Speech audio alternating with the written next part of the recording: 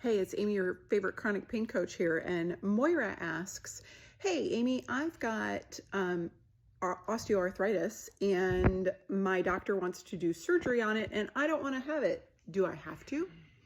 Well, the answer is no, of course you don't. We don't ever have to have surgery if we don't want it, unless it's a life-saving surgery.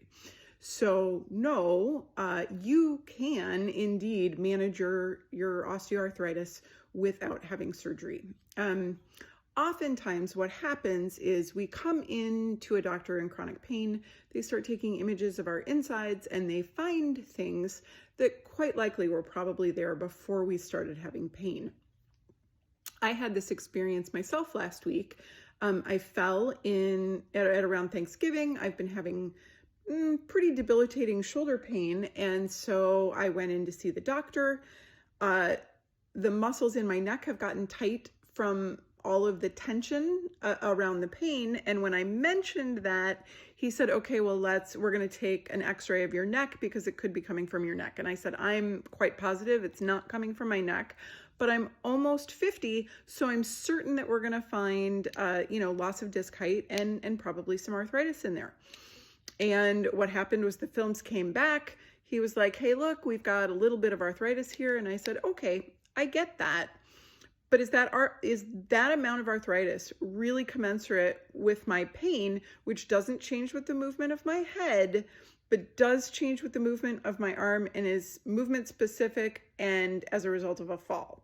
Do you really think we want to get into the whole neck thing? And I invited him to do some neurological testing on my head and neck, and those came out negative. So I have arthritis in my neck, just saw it last week, but it is not causing me any pain at all. So he was getting ready to go down that road. I saw it all over his face, and I said, hey, let's not do this because pretty sure that's not what's happening.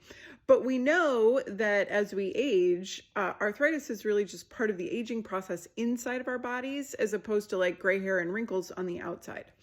So I would strongly suggest some other forms of managing your pain from, a biological standpoint as well as a psychosocial standpoint, and seeing if there are other factors like sleep, movement, mindset, etc. that I talk about, at much greater length in my blog, because I'm not saying the way that you think is causing your pain. I'm not saying that.